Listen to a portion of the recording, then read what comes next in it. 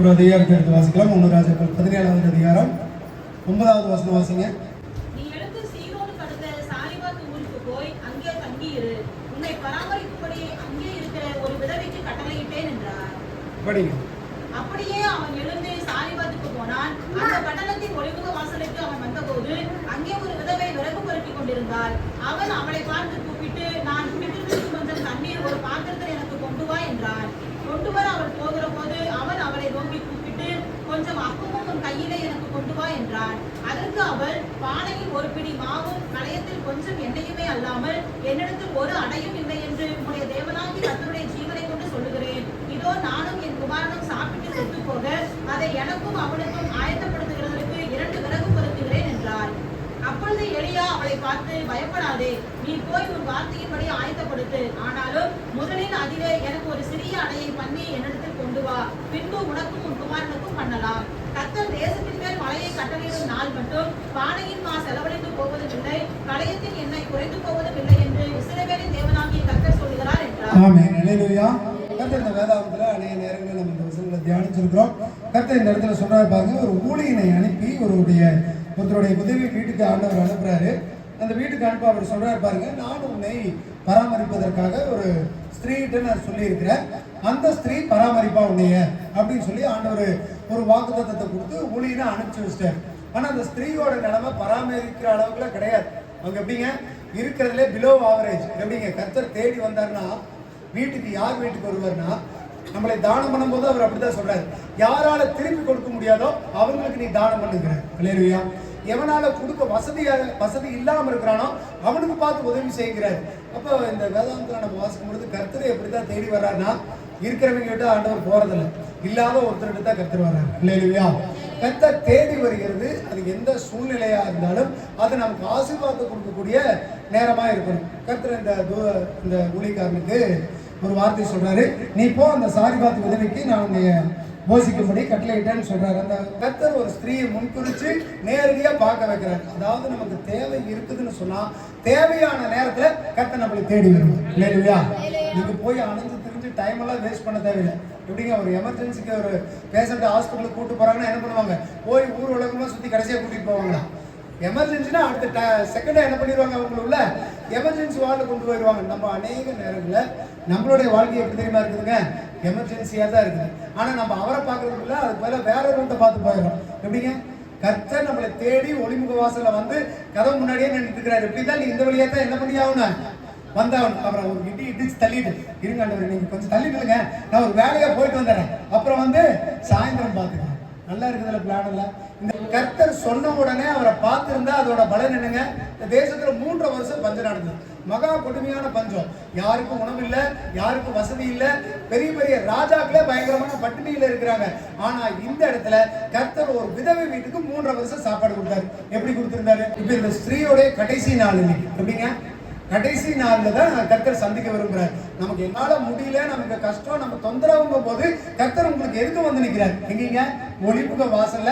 நீ வேற எங்கேயாவது ஊருக்குள்ள போனா தேட மாட்டேன், நான் உனக்கு கண்ணுக்கு தண்ண மாட்டேன், தென்பட மாட்டேன்னு சொல்லி 1 to 1 பார்க்க வைக்கிறாரு. யார் பார்க்க வைக்கிறாரு? தீர்க்கதரிசியையும் யாருங்க அது எலியாவையும் அந்த சாரிபாத் விதவையும் ஆண்டவர் பார்க்க வைக்கிறார். இல்லையா? இது மாதிரி சான்ஸ் அநேக நேரங்களில் நமக்கு நடந்திருக்கும். இயேசுவை பக்கத்திலே பார்த்திருப்போம், முகமுகமா பார்த்திருப்போம், தரிசிச்சிருப்போம். ஆனா அவரை கண்டுகொள்வதில்லை, அவர் சொல்றதை நம்ம கேட்கறது இல்லை. ஆண்டவர் பணம் காசு பொருளை கேட்க மாட்டாருங்க. ஒரு முறை உன்னை பார்த்து எப்ப ஜெபிக்குவா, நீ ஆராதிக்குவா, என்னுடைய சபைக்கு வான்னு கேட்பாரு. ஆனா நம்ம என்ன பண்ணுவோம், ஐயா இன்னைக்கு எனக்கு கொஞ்சம் வேலை இருக்குங்க, என்னங்க இன்னைக்கு ஒரு கல்யாணம் நாள், நான் எங்க போனேன், கல்யாணத்துக்கு போயிட்டு வந்தேன், இல்லைன்னா எனக்கு ஒரு முக்கியமான நாள், நான் அங்க போயிட்டு வரேன்னு அவர் உங்களை பார்க்க காத்திருக்கும் பொழுது நம்ம பார்க்கறதுக்கு தயாரான. ஒரு சாரிபாத் விதவில ஒரு 3 வருஷம் ஒரு ஏழை விதவிய போஷிச்ச கருத்தை நம்மளே போஷிச்சு பெற மாட்டாரா? இல்லைனா. ஆனா இன்னும் ஏன் வறுமை பிரச்சனை போராட்டம்னா காரணம் என்னன்னா, அவரை நீங்க சந்திச்சாலே அவர்கிட்ட பேசுறதுக்கு டைம் இல்லை. எப்படிங்க அவரை பார்க்காமல யாராலுமே இருக்க முடியாது. ஒவ்வொரு நாள் நீங்க அவரை பார்ப்பீங்க, ஒவ்வொரு நாள் தரிசிப்பீங்க, ஆனா அவர்கிட்ட பேசுறதுக்கு என்ன உங்களுக்கு கொடுக்கறது இல்லைன்னப்பா. இந்த அளவுக்கு எங்க டைம் இருக்கு? இந்த அம்மாவே பெரிய பிரச்சனையில இருக்குது. கடைசி வாய் சாப்பிட்டு சாக போறாங்க. ஆனா அந்த நேரத்திலையும் அந்த வந்த ஒரு தேவ மனுஷங்கள்ட்ட நின்று பேசுறதுக்காக தான் வாழ்க்கை மாறிச்சு. இல்லையா? எப்ப நீங்க பேசுறீங்களோ அப்பதான் வாழ்க்கை மாறும். சொல்லுங்க, எப்பொழுது பேசுறீங்களோ அப்பதான் வாழ்க்கை மாறும். ஆண்டவர் பேசும்போது பேசிடுங்க. அல்லேலூயா. அவர் பேசுறதுக்கு காத்திருக்கிறாரு, முன்னாடி வந்து நிக்கிறாரு. அவளை கண்டுக்காமையே போயிட்டு இருந்தீங்கன்னா காலம் ஃபுல்லா நம்ம பிரச்சனை நம்மளை விட்டு போகவே போகும். இல்லையா? இந்த தேசத்துல அத்தனை பேரும் பயங்கர பஞ்சத்துல இருக்கிறாங்க. ராஜா முதற்கொண்டு நல்ல சாப்பாடு கிடையாது. ஆனா எந்த ஊழியனுக்கு கர்த்தர் வாக்கு கொடுத்தாரோ, நான் உன்னை போஷிப்பேன்னு சொன்னாரோ, அவரும் வயிறார சாப்பிட்டாரு, இந்த அம்மாவும் வயிறார சாப்பிட்டாங்க. காரணம் என்ன தெரியுமா? கர்த்தர் சொன்னதை ஊழியம் செஞ்சா, ஊழியம் சொன்னதை அந்த தாய் செஞ்சாங்க. இல்லையா? இதுதான் சபைக்குள்ள நடக்குது. இது ஒரு மாதிரி. கர்த்தர் சொல்றத ஒரு ஊழியர் சொல்லும் பொழுது நீங்க அதை கேட்டீங்கன்னா நீங்களும் போஷிக்கப்படுவீர்கள், ஊழியனும் ஆசீர்வதிக்கப்படுவோம். இதைத்தான் கர்த்தர் அநேக இடத்துல சொல்றாரு. ஒருத்தருக்கு தப்புன்னு தெரிஞ்சு அதை நீ சுட்டி காட்டி அவன் திருந்தாம போயிட்டானா அந்த பலி அவன் மேல வரும். ஒருவேளை நீ சொல்லாமையே விட்டுட்டுனா, அதாவது ஊழியனா இருந்து அந்த தவறை நீ சொல்லி காட்டாம சுட்டி காட்டாம விட்டுட்டீங்கன்னா அந்த பலி யார் மேல வரும்? அப்ப இது இருபுறமும் கருக்குள்ள பட்டைங்க. தேவனுடைய வசனங்கிறது உங்களுக்கும் பாயும், ஊழியனுக்கும் பாயும். அப்ப இந்த இடத்துல கர்த்தர் சொன்ன வார்த்தை பொய் ஆகாது. ஒரு வார்த்தை எலியாவை பார்த்து சொன்னாரு, நீ போன அவனை போசி பண்ணிட்டாரு. கர்த்தர் சொன்ன வார்த்தை பொய்யாச்சுங்களா? அவனும் சாப்பிட்டுதான் ஆகணும். இந்த எலியா சொல்றாரு, நான் கர்த்தருடைய ஜீவனை கொண்டு நான் சொல்றேன், இந்த பஞ்சம் முடிகிற வரைக்கும் மாவும் குறையாது எண்ணெய் குறையாதுனாரு. இந்த ஊழியர் சொன்ன வார்த்தை மாறிச்சான். மொத்தத்துல கர்த்தருடைய வார்த்தை மாற கிடையாது. இல்லையா? அது ஊழியர் சொன்னாலும் சரி, ஊழியனுக்கு கர்த்தர் சொன்னாலும் சரி, ஆண்டவர் வாயில இருந்து ஒரு வார்த்தை வந்துருச்சுன்னா அது நடந்தே. இல்லையா? அப்போ அதை கேட்டா தான் அது நடக்கும். கேட்காம அப்படியே போயிட்டு இருந்தா என்ன ஆகுது?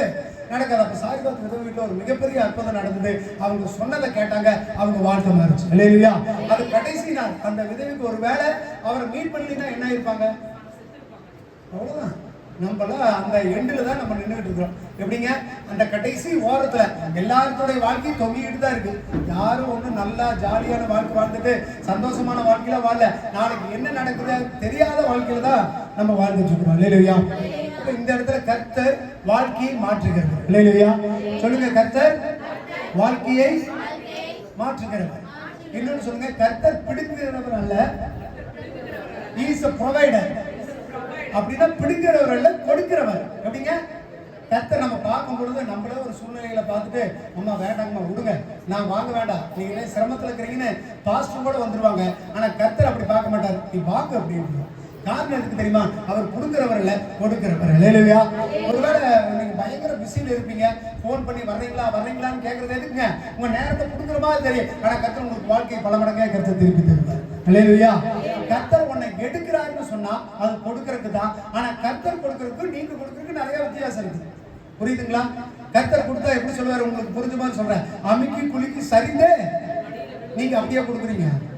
ஒரு நாளைக்கு வாரத்துல ஆண்டவரே 2 மணி நேரம் போதுங்க ஆண்டவரே, சாயந்தரம் ஆராதனை வச்சா கூட சக்கத்தை காலையிலே அட்டன் பண்ணிட்டோமே, எதுக்கு 2 மணி நேரம் கொடுத்துருக்கு யோசிச்சிங்க. ஆனா ஆண்டவர் நமக்கு எப்ப கொடுக்குறாரு? நம்ம ஆயுஷ் நாட்கள் முழுமையா கொடுத்துருக்கிறார். நம்ம கொடுக்கறதுக்கு ஈக்குவலாக கர்த்தர் கொடுக்கறதே இல்லைங்க. நம்ம எதையோ சும்மா கொடுக்குறோம், ஆனா கர்த்தர் முழு மனதோட அவர் கொடுக்கிறார். அல்லேலூயா. நம்ம எந்த காலத்திலையும் நம்ம கொடுக்கறது கர்த்தர் கொடுப்பதற்கு ஈக்குவலே ஆகாது.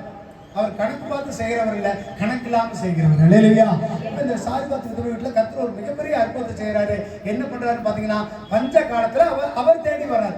இந்த தேட விடுங்க, தேடி வந்தார். அல்லேலூயா.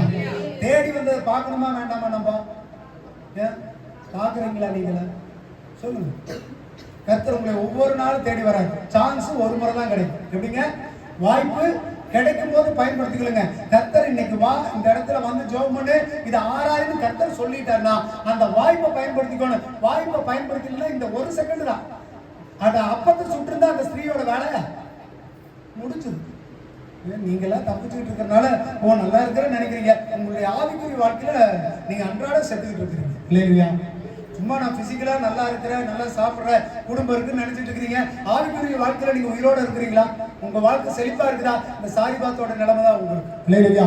கடைசி நேரத்தில் முடிச்சுக்கலாங்கிற நிலைமையில தான் உங்க ஆவிக்குரிய வாழ்க்கை இருக்குது. கர்த்தர் சொல்றாரு, நீ இன்னைக்கு முதலாவது எனக்கு என்னத்து கூட வந்து சபையில உட்காரு, ஜெபம் பண்ணு, ஆராதின்னு கர்த்தர் சொல்றாரு. இல்லையா? கர்த்தருக்கு நீங்க கொடுக்கிறது கொஞ்சம், கர்த்தர் நிறைவில்லாமல் உங்களை ஆசீர்வதிப்பார். கரங்களை தட்டி தேவனுடைய நாமத்தை மகிமைப்படுத்துவோம். அப்ப கர்த்தர்கிட்ட கொடுக்கறதுல நம்ம கணக்கே பார்க்க கூடாது. அவர் அதிகமா தான் கேட்கறது. எவ்வளவு கேட்கிறாருங்க? எவ்வளவு கேட்கிறாரு? இல்ல, இப்ப இந்த வேதாந்தத்துல எவ்வளவு கேட்கிறாரு? கொஞ்சம். எப்படிங்க? ஞாயிற்றுக்கிழமை ஒரு 2 மணி நேரம் அதை கொடுக்கறதுக்கு 1008 யோசனை நமக்கு. ஆராதனைக்கு போலாமா, ஜெபிக்கலாமா, பண்ணலாமா, ஆனால் நீங்க படுகிற பிரயாசம் ஒரு நாளும் வீணாகாது. நீங்க மனுஷனுக்கு கொடுக்கறது கூட ஒரு நாள் வீணாகலாம், ஆனா கர்த்தர் உங்களை எல்லாத்துலயும் கணக்கு வச்சுக்கிட்டே இருக்கிறார். இல்லையா? கர்த்தரை யாரு தேடுறாங்களோ அவங்க ஒரு நாளும் கெட்டு போவது கிடையாது. கர்த்தருடைய வார்த்தையை யார் தியானிக்கிறாங்களோ அவங்க வாழ்க்கையை செழிப்பாய் மாறும். இல்லையா? நம்ம இருக்கிற ஆஸ்தி அந்தஸ்தெல்லாம் நம்மளை வாழ வைக்காதுங்க, கர்த்தருடைய வார்த்தை தான் வாழ வைக்கும். இல்லையா? இந்த விதவை வீட்டுல கர்த்தர் எப்படி அற்புதத்தை செய்தாரோ நம்ம ஆவிக்குரிய வாழ்க்கையில கர்த்தர் அப்படி ஒரு அற்புதத்தை செய்யணும். எல்லாரும் பலவீனப்பட்டு தான் இருக்கிறோம். எல்லாத்துக்கும் கடைசி நேரம் தான், வெளியே பார்த்தா தெரியாது, ஆனா உள்ளுக்குள்ள நீங்க கேட்டு பாருங்க, நீங்க முதல்ல இருக்கிற ஆவிக்குரிய வாழ்க்கையில தான் இருக்கிறீங்களா? கர்த்தர் உங்ககிட்ட பேசிக்கிட்டு தான் இருக்கிறாரா? தரிசன சொப்பனத்துல கூட பேசுறது கிடையாது. எப்படிங்க, படுத்து தூங்குனா அடுத்த நாள் காலையில 7 மணிக்கு சுருன்னு அடிச்சா தான் எந்திரிக்கிறோம். அப்புறம் எங்க போய் தரிசனம் வரை எங்க நீங்க தியானிப்பீங்க? கர்த்தர்கிட்ட பேசுங்க. கர்த்தர் உங்ககிட்ட பேச விரும்புறாரு. அவர் பேச மாட்டேன்னு யாருக்குமே சொல்ல. ஒவ்வொரு வார்த்தையும் உங்களை உயிர்ப்பிக்கும். அல்லேலூயா. ஒவ்வொரு வார்த்தையும் உங்களை பலப்படுத்தும். அல்லேலூயா. ஒவ்வொரு வார்த்தையும் உங்களுக்கு ஜீவனை தரும். அந்த வார்த்தையை காதுல வாங்கி தியானிச்சாதான் அதோடைய பலனை பெற முடியும். இல்லைங்களா? மாம்பழ சீசன்ல மாம்பழம் பார்த்துட்டே இருந்த டேஸ்ட் தெரிஞ்சிருமா? இருக்கிற எல்லா வெரைட்டியும் சாப்பிட்டு பார்த்தா தான் ஒவ்வொன்றும் எப்படிங்க டேஸ்ட் தெரிகிற மாதிரி கர்த்தருடைய வார்த்தையை உள்ள வாங்கினா தான் அது பயன் பெற முடியும். உங்க வாழ்க்கையில நீங்க பலன் அடைய முடியும். சும்மா காதுல வாங்கி விட்டுட்டே போனாலும் பயன் பெற முடியாது. அப்ப கர்த்தர் கேட்கிறாரு, கொஞ்சத்தை கொடு, உன் நேரத்தை கொடு. கர்த்தர் இடத்துல செலவழிக்கிற நேரத்துக்கு பல மடங்காய் ஈடாய் கர்த்தர் உங்களுக்கு தருவார். இல்லையா? கர்த்தர் கொடுக்கறதுக்கு மட்டும் கையை கொடுக்குனீங்கன்னா, நேரத்தை கொடுக்குனீங்கன்னா, எவ்வளவு சம்பாதிச்சாலும் சரி, எவ்வளவு நாள் உழைச்சாலும் சரி, அது எல்லாமே விருதா. கர்த்தர் உங்களுக்கு உழைக்கிறதுக்கு பலன் கொடுத்து, சம்பாதிக்கிறதுக்கு பலன் கொடுத்து எதுக்கு தெரியுமா? ஆராதனைக்கு வரக்கு நீ சோர்ந்துவாயிடக்கூடாதுன்னு. ஆராதனைக்கு மட்டும் வரதுல மற்ற எல்லா வேலையும் செய்யணும். எப்படிங்க? உங்களுக்கு முதல்ல அதை பிரிச்சு பாருங்க. எது நம்ம வாழ்க்கையில் நடக்கிற முக்கியமான அங்கம் தெரிஞ்சுங்க. இதுதான் ஃபர்ஸ்ட்.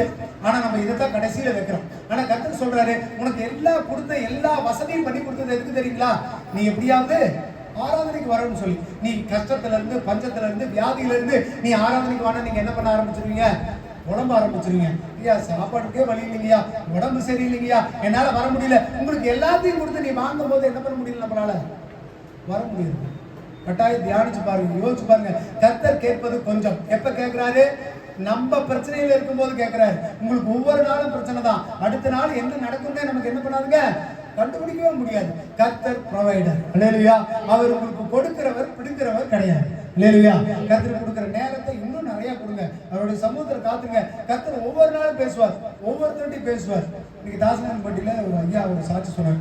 அவருக்கு ஒரு 85-90 வயசு இருக்கும். நான் அதை ரெக்கார்ட் பண்ணி வச்சிருக்கேன். சும்மா இருக்கட்டுமே ரெக்கார்ட் எடுத்தா நான் பயங்கரமான சாட்சி. அவர் என்ன சொல்றாரு பார்த்தீங்கன்னா, அவருக்கு 85-90 வயசு இருக்கும். எனக்கு ஒரு 6 வருஷமா வாயில புண்ணு இருந்தது. எனக்கு என்னால் சரியா பண்ண முடியல. ஒரு நாள் நைட் நான் அழுதுட்டு ஜோம் பண்ணிக்கிட்டு இருந்தேன். அவர் நிறைய விளக்கங்களா சொன்னார். கச்சேரியே முழுங்க முடியாது. நான் சாம்பலை ஒரு தொட்டி வச்சுக்கிட்டு நைட்டு மகளும் துப்பிக்கிட்டு இருந்தேன். ரொம்ப எனக்கு வாயெல்லாம் புண்ணு. என்னென்னமோ மருந்து எடுத்து பண்ணல. என்னமோ ஏதோ ரத்தத்தெல்லாம் கூட பூசி பார்த்தேன், எனக்கு சரியாகல. ஒரு நாள் நைட்டு ஜோம் பண்ணிட்டு நான் படுத்திருக்கும் பொழுது ஒரு தரிசனம் வருது. ஒரு ரோட்ல நின்றுட்டு இருக்கிறாரு. ரொம்ப வனாந்தரமான பகுதி, காடு, மரஞ்செடிகள்லாம் ஒன்றும் இல்லை, குருவிகள்லாம் ஒன்றும் இல்லை. ரொம்ப தூரத்துல ஒரு பெரிய, அவர் கரெக்டாக சொல்றாரு, ஒரு 7 அடி உயரத்துக்கு ஒருத்தர் வராரு. தலையில வந்துட்டு தலைப்பாக மாதிரி கட்டிருந்தாரு, நீல சால்வை போட்டு வர்றாரு. தூரத்துல வந்துட்டு இருந்தாரு. நான் அவர்கிட்ட கேட்கிறேன், நான் ஐயா எனக்கு இப்படி ஒரு வியாதி இருக்கு, எனக்கு சரியா இருக்கு, ஏதாவது வைத்தியம் இருந்தா சொல்லுங்கயான்னு கேட்கிறேன். அவர் ஒரே வார்த்தை சொன்னாரு, இனிமேல் உனக்கு வராது போ அப்படின்னு சொல்லி அனுப்பிச்சாரு. அவர் எந்திரிச்சு பார்த்துட்டு அதுக்கப்புறம் அந்த வியாதியா அவருக்கு இல்லையாமா. அல்லேலூயா. கர்த்தர் தொட்டு உங்களை ஹீல் பண்ணணுங்கிறது இல்ல. ஒரு இடத்துல சொல்றாரு பாருங்க, 3 நாள் பிரயாணத்துல தன்னுடைய மகன் படுக்கையா கிடக்கிறோட இயேசு பார்க்க வர்றாரு. அவர் சொல்றாரு, ஏப்பா நீ கவலைப்படாத, போ, உன் பையன் படைச்சுக்குவான்னு. ஆண்டவர் போய் பார்க்கற கூட நேரம் கிடையாது. காரணம் என்ன தெரியுமா? அவன் பயங்கரமான சிக்கு. அந்த 3 நாள் டிராவல் பண்ணி போனா அவன் உயிரோட இருப்பானான்னு தெரியாது. கர்த்தர் இருந்த இடத்துல சொல்றாரு, இன்னைக்கு உன் பையன் படைச்சுக்குவான் போன்னு சொல்லி. அவரும் அந்த வார்த்தையை பிடிச்சுக்கிட்டு நம்பிக்கையோட நடந்து வந்துட்டு இருக்கிறாரு. ஒரு நாள் பிரயாணத்துல அந்த வேலைக்காரர்கள் வந்து சொல்றாங்க, ஐயா உங்க பையன் பொழைச்சுக்கிட்டான். அது எப்பன்னு கேட்கும் பொழுது, இயேசு முந்தின நாள் சாயந்தரம் எத்தனை மணிக்கு சொன்னாரோ அத்தனை மணிக்கு அந்த பையன் பொழைச்சுக்கிட்டான். அல்லேலூயா. கர்த்தருக்கு நேரம் கால ஆளு எதுவுமே தேவையில்லை. கர்த்தர்கிட்ட போய் பேசினா மாத்திரம். அல்லேலூயா. நீங்க கர்த்தர்கிட்ட பேசுனீங்கன்னா கர்த்தர் கேட்பார், பதிலை தருவார். அல்லேலூயா.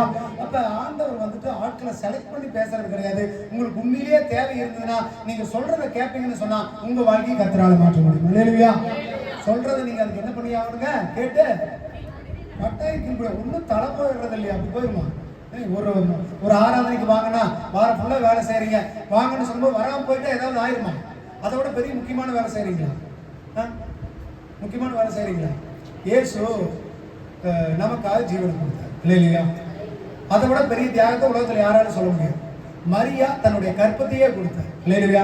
இந்த ரெண்டுக்கு மேல மிகப்பெரியதை நம்ம ஏதாவது செஞ்சிட முடியுமா? செஞ்சிருவீங்களா?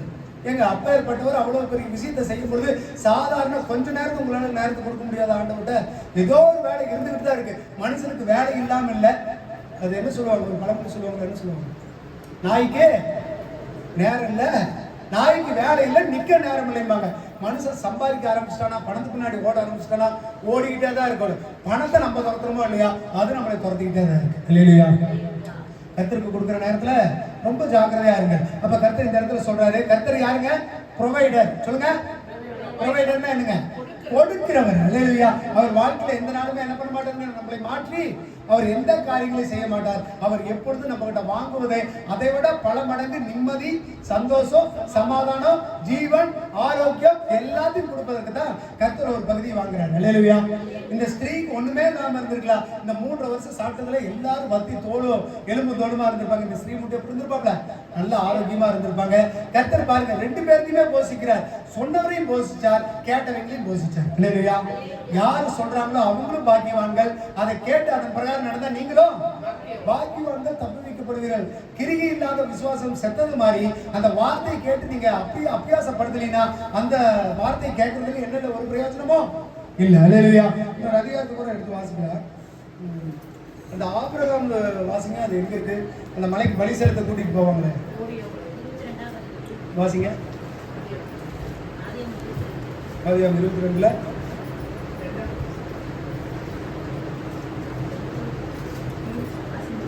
அப்பொழுது அவர், உன் புத்திரனும் உன் ஏகசுதனும் உன் நேசகுமாரனுமாகிய ஈசாக்கை நீ இப்பொழுது அழைத்துக் கொண்டு மோரியா தேசத்துக்கு போய் அங்கே நான் உனக்கு குறிக்கும் மலையில் ஒன்றின் மேல் அவனை தகன பலியாக பலியிடு என்றார். ஆபிரகாம் அதிகாலையில் எழுந்து தன் கழுதையின் மேல் சேணம் கட்டி தன் வேலைக்காரர்கள் 2 பேரையும் தன் குமாரன் ஈசாக்கையும் கூட்டிக் கொண்டு தகன பலிக்கு கட்டைகளையும் பிளந்து கொண்டு தேவன் தனக்கு குறித்த இடத்திற்கு புறப்பட்டு போனான். ஆமென். அல்லேலூயா.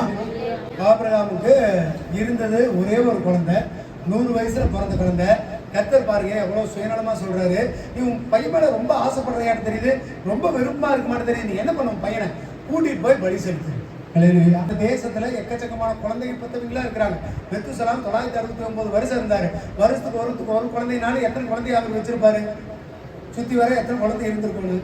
பேரன் பிள்ளைங்க எத்தனை பேர் இருந்திருக்கணும்? 2000 3000 இருந்தவங்களா விட்டு போட்டு ஒரே ஒரு குழந்தை வச்சிருக்கிறவனை கர்த்தர் பார்த்து, மகனே நீ உன் பிள்ளைய என்ன பண்ணு? எவ்வளவு பெரிய நல்ல ஆண்டவர் பாத்தீங்களா? அடுத்த கொஞ்சம் தான் மாவு இருக்க போது ஒரு வேளை சாப்பிட்றவங்கிட்ட போய் குடுக்குறாரு பாருங்க கர்த்தர். குடுக்குறவர் சும்மா விட்டாரா? அவர் கொடுப்பன்னு சொன்னார். இல்லையா? ஆபிரகாமுக்கு முன்னாடியே வாக்குத்தத்தம் கொடுத்திருந்தாரு. வானத்தை அண்ணாந்து பாரு, பூமியை பாரு, நட்சத்திரத்தை விட அதிகமாகவும் மணலத்தனையான திரளான ஜாதிகளையும் நான் உனக்கு கொடுப்பனாரு. அவர் சொல்லி பார்க்கிறார். நான் சொன்ன வார்த்தையை நீ நம்புறியான்னு பாக்குறாரு. இல்லையா? அநேக நேரங்களில் நம்ம கண்ணில் பார்க்கறத நம்புறோமோ தவிர ஆண்டவர் சொன்ன காதல் கேட்டதை நம்புறதுக்கு விருப்பம் இல்லை, அந்த அளவுக்கு தைரியம் இல்லை. முதலாவது இல்லையா? ஓ, இது நடக்குமா நடக்காதா? சரி, என்ன பண்ணலாம்? யாருங்க அந்த நிலத்தை மறைச்சு வச்சது? அப்போஸ்தலர்ல அனனியா சப்பீரா என்ன பண்ணாங்க? சரி, கொஞ்சம் நிலத்தை இருக்கு சேஃப்டிக்காக. நம்ம நிறைய நேரங்கள் அப்படிதான் பண்றோம். என்னங்க, சரி கர்த்தருக்கு இதெல்லாம் செஞ்சிடலாம், இருந்தாலும் திடீர்னு இந்த மாசத்துல 10 நாள் வேலை கிடைக்கலனா, இல்லைன்னா எங்கேயாவது போக முடியலன்னா என்ன பண்ணலாம்? கொஞ்சத்தை அதுக்கு காரணம் மறைச்சு வைக்கிறது இல்ல, தைரியம் இல்ல, ஆண்டவரை நம்புறதுல விசுவாசத்துல குறைவு. கர்த்தர் சொன்னார், நான் உனக்கு தருவேன்னா நிச்சயம் தருவார். அவர் ஏமாத்துறவர் கிடையாது, அவர் விட்டு போகிறவர் கிடையாது. அல்லேலூயா. கீழே வாசிங்க. ஆபிரகாம் அதிகாலையில் எழுந்து தன் கழுதையின் மேல் சேணம் கட்டி தன் வேலைக்காரர்கள் 2 பேரையும் தன் குமாரன் ஈசாக்கையும் கூட்டிக் கொண்டு தகன பலிக்கு கட்டைகளையும் பிளந்து கொண்டு தேவன் தனக்கு குறித்த இடத்திற்கு புறப்பட்டு போனான். 3ஆம் நாளில் ஆபிரகாம் தன் கண்களை ஏறெடுத்து பார்த்து தூரத்திலே அந்த இடத்தை கண்டான். அப்பொழுது ஆபிரகாம் தன் வேலைக்காரரை நோக்கி, நீங்கள் கழுதையை நிறுத்தி இங்கே காத்திருங்கள், நானும் பிள்ளையாண்டானும் அவ்விடம் மட்டும் போய் தொழுது கொண்டு உங்களிடத்தில் திரும்பி வருவோம் என்றார். ஆபிரகாம் தகன பலிக்கு கட்டைகளை எடுத்து தன் குமாரனாகிய ஈசாக்கின் மேல் வைத்து தன் கையிலே நெருப்பையும் கத்தியையும் எடுத்துக் கொண்டான். இருவரும் கூடி போனார்கள். அப்பொழுது ஈசாக்கு தன் தகப்பனாகிய ஆபிரகாமை நோக்கி, என் தகப்பனே என்றான். அதற்கு அவன், என் மகனே, இதோ இருக்கிறேன் என்றான். அப்பொழுது அவன், இதோ நெருப்பும் கட்டையும் இருக்கிறது, தகன பலிக்கு ஆட்டுக்குட்டி எங்கே என்றான். அதற்கு ஆபிரகாம், என் மகனே, தேவன் தமக்கு தகன பலிக்கான ஆட்டுக்குட்டியை பார்த்துக் கொள்வார் என்றான். ஆமென். அல்லேலூயா. அப்போ ஒரு பலி செலுத்துவதற்காக ஒரு பெரிய ப்ராஜெக்ட் ஒன்று நடக்குது. ஆபிரகாம் ஒரு பெரிய பிளான் பண்றாரு. 3 நாள் பிரயாணம் பட்டு ஒரு மலைக்கு போறாங்க. அவங்க மனைவி கிட்ட சொல்லல. என்னங்க, மனைவி கிட்ட போய், அன்பு மகளே, நான் நம்ம பையனை போய் பலி செலுத்த போறேன், அதுக்காக நான் கூட்டிட்டு போறேன்னா வீட்டுல அந்த பொண்டாட்டி விட்டுருப்பாப்லையா? இவரும் கிழவன் தான். ஒரே அடியில் அவர் போட்டுட்டு பையனை கூட்டிட்டு போயிருப்பாங்க. அல்லேலூயா. ஒரு ஆபிரகாம் சாராள்கிட்ட எதையுமே சொல்லாம மறைமுகமா 3 நாள் போனாங்க. இந்த வேலைக்காரங்கள்ட்ட கூட சொல்லல. வேலைக்காரங்கள்ட்ட அவங்க விசுவாசத்தை சொல்றாரு பாருங்க. அதாவது ஆபிரகாம் பத்தி சொல்லப்படுது விசுவாசத்தையும் தகப்பன்னு சொல்லப்படுகிறது. அது ஏன் சொல்லப்பட்டுச்சுன்னா, அவன் தன் கிரியைகளினாலும் விசுவாசத்தை நிரூபிச்சான். எப்படி? கர்த்தர் சொன்னதை நிச்சயம் செய்வார்னு சொல்லி தன் மகனை பலி செலுத்துவதற்காக என்ன பண்ணாரு? தைரியமா கூட்டிட்டு போனாரு. ஆனால் அந்த வேலைக்காரங்கிட்ட சொல்றாரு, நாங்க 2 பேரும் திரும்பி வருவோம். இல்லையா? முதல்ல தைரியத்தோட விசுவாசத்தோட பேசி பழங்க. நீங்க என்ன வாயை விட்டு அறிக்கை செய்றீங்களோ அதுதான் நடக்கும். இல்லையா? அது நீங்களா சொல்ல கிடையாது. ஆபிரகாம் குத்து மதிப்பா சொன்னாரு. ஏன்னா அவர் சொன்ன வாக்கு தத்தத்தை அவர் நினைவு கூறாரு. என்ன சொன்னாரு? இவருக்கு இதுக்கு மேல தெரியும். ஒரு மனுஷனுக்கு தெரியுமா தெரியாதா? 100 வயசுல ஒரு குழந்தை பெற்றுட்டாரு. மறுபடியும் குழந்தை பெற்றுக்கிறதுக்கு 2 பேருக்குமே திராணி கிடையாது. அதனால ஆபிரகாமுக்கு தெளிவா தெரியும், இன்னொரு குழந்தை பிறக்க போவது கிடையாது. இந்த குழந்தை கர்த்தர் நிச்சயம் பாதுகாப்பாருன்னு ஆபிரகாமுக்கு தெரியும். அல்லேலூயா. அந்த தைரியத்துல தான் சொன்னாரு, நாங்க திரும்ப வருவோம்னு சொல்லி. கீழே வாசிங்க. தேவன் அவனுக்கு சொல்லி இருந்த இடத்துக்கு வந்தார்கள். அங்கே ஆபிரகாம் ஒரு பலிபீடத்தை உண்டாக்கி கட்டைகளை அடுக்கி தன் குமாரனை ஈசாக்கை கட்டி அந்த பலிபீடத்தில் அடிக்க கட்டைகளின் மேல் அவனை கிடத்தினான். பின்பு ஆபிரகாம் தன் குமாரனை வெட்டுப்படிக்கு தன் கையை நீட்டி கத்தி எடுத்தான். அப்பொழுது கர்த்தருடைய தூதரானவர் வானத்திலிருந்து ஆபிரகாமே ஆபிரகாமே என்று கூப்பிட்டார். அவன் இதோ அடியேன் என்றான். அப்பொழுது அவர், பிள்ளை ஆண்டார் மேல் உன் கையை போடாதே, அவனுக்கு ஒன்றும் செய்யாதே, நீ அவனை ஒரு புத்திரன் என்றும் நீ ஏக சுதன் என்றும் பாராமல் எனக்காக ஒப்புக் கொடுக்கப்படினால் நீ தேவனுக்கு பயப்படுகிறவன் என்று இப்பொழுது அறிந்திருக்கிறேன். கர்த்தரையே பார்க்க வச்சவர் ஆபிரகாம். அதே மாதிரி யாக்கோபு அப்படித்தான். ஜெபம் பண்ணி தேவதூதனால முடியல, அப்பா நீ ஜெபம் பண்றது போதுப்பா, இருந்து என்னால முடியல, நீ உடுன்னு ஓடுற அளவுக்கு ஜெபம் பண்ண ஆட்கள் இருக்கிறாங்க. விசுவாசத்துல இவ்வளவு பெரிய ஸ்ட்ராங்கான ஆட்கள்ல வேதாந்தத்துல பார்க்க முடியாது. இது எல்லாம் எதுனா நமக்கு ஒரு மாதிரியை வச்சுட்டு போகுது. இப்படி ஒரு நபர்கள் இருந்தாங்க, ஆசீர்வதிக்கப்பட்டாங்க. நம்மள அப்படி வாழவங்கிறதுக்காக இந்த இடத்துல வைக்கப்பட்டிருக்கிறது. அவர் சொல்றாரு பாருங்க, நீ உன் புத்திரன் ஏக சுதன்னா என்ன தெரியுமா? எல்லா ஆஸ்திக்கு சொந்தமான ஒரே மகன். இதுக்கு மேல வாய்ப்பே இல்லை அவன் குழந்தை பெற்றுக்கிறதுக்கு. அப்பேற்பட்ட ஒருத்தனையும் நீ இலக்கு துணிஞ்சப்பா, நீ பயங்கரமான விசுவாசின்னு நான் நம்புறேன். இல்லையா? நீ என் மேல இப்ப அன்பு செலுத்துறேன்னு நம்புற. கர்த்தருக்கு சோதிச்சு பாக்குறதுக்கு ரொம்ப பிடிக்கும். இல்லையா? யோபு என்ன பண்ணாரு? இருக்கிறதெல்லாம் புடுங்கி கடைசியா ஓட்டுல வச்சு சுரண்டிக்கிட்டு உட்காந்துருந்தா. கர்த்தர் பார்த்தாரு, இன்னும் நீ என்ன பண்ற? அன்பு செலுத்துறியா? உலகத்தில் இருக்கிற அன்பெல்லாம் பொய்யுங்க, மாயை. அவங்க கொஞ்ச நேரம் பார்ப்பாங்க, நிறைய டெஸ்ட் வச்சு பார்ப்பாங்க, எல்லாத்தையும் நம்மளால ஜெயிக்க முடியாது. ஆனா கர்த்தர் கொடுக்குற டெஸ்ட்ல எல்லாம் ரொம்ப கடினமா இருக்கும். ஆனா நீங்க அதுல ஜெயிச்சிட்டீங்கன்னா கர்த்தர் உங்க வாழ்க்கையவே மாற்றுவார். இல்லையா? கீழ் வசனம் வாசிங்க. ஆபிரகாம் தன் கண்களை ஏறெடுத்து பார்க்கும்போது இதோ பின்னாக புதரிலே தன் கொம்புகள் சிக்கிக் கொண்டிருந்த ஒரு ஆட்டுக்கடாவை கண்டான். அப்பொழுது ஆபிரகாம் போய் கடாவை பிடித்து அதை தன் குமாரனுக்கு பதிலாக தகனமளித்தார். ஆமென். அல்லேலூயா. ஒரு வார்த்தை சொல்லுங்க. He is Redeemer. இயேசு விடுவிக்கிறவர். அவர் உங்களை சிக்கு விட்டுல வேடிக்கை பார்த்துக்கிட்டே இருக்க மாட்டாருங்க. பையன் மேல எதுவுமே இல்லைன்னு விட்டாரா, அந்த பையனை தப்பி விட்டதற்காக பக்கத்துல ஒரு ஆடு ரெடியா இருக்கு. இல்லையா? அவர் நீங்க போய் சிக்கணும், உன் தலையை விடணும்னு பார்த்துக்கிட்டு இருப்பாருன்னு நினைக்கிறீங்களா? அவர் அதற்கு முன்பாக யாரோ ஒருத்தர ஆயத்தம் பண்ணி வச்சிருப்பார். இல்லையா? பலி செலுத்த தான் போனாங்க. 3 நாள் பிரயாணமா தான் போனாங்க. கட்டை எல்லாத்தையும் எடுத்துட்டு போனாங்க. ஆனா பலி செலுத்துவதற்கு கர்த்தர் விடவில்லை. இல்லையா? காரணம் என்ன தெரியுமா? அவர் உங்களை சிக்க வச்சு வேடிக்கை பார்க்கிறவர் இல்ல, அவர் உங்களை விடுவிக்கிற கர்த்தர். இல்லையா? ஆனா கடைசி வரைக்கும் போகணும். அப்படியே இங்க போலாமா அப்படி போலாமா இப்படி யோசிச்சுக்கிட்டே இருக்காதீங்க. கண்ணை மூடிட்டு கர்த்தர் சொன்ன வார்த்தை நோக்கி போயிட்டே இருங்க. மரண தருவாயிலும் கர்த்தரால உங்களை விடுவிக்க முடியும். இல்லையா? எத்தனையோ பேருக்கு வாழ்க்கையில் அப்படி நடந்திருக்குது. எத்தனையோ பேருக்கு வாழ்க்கை கர்த்தர் தலைகீழா மாத்தி இருக்கிறார். காரணம் என்ன தெரியுமா? கடைசி வரைக்கும் அவர் சொன்னதை மட்டும் தான் நான் செய்வேன். இல்லையா? கண்ணை மூடி நம்புங்க. எப்படிங்க?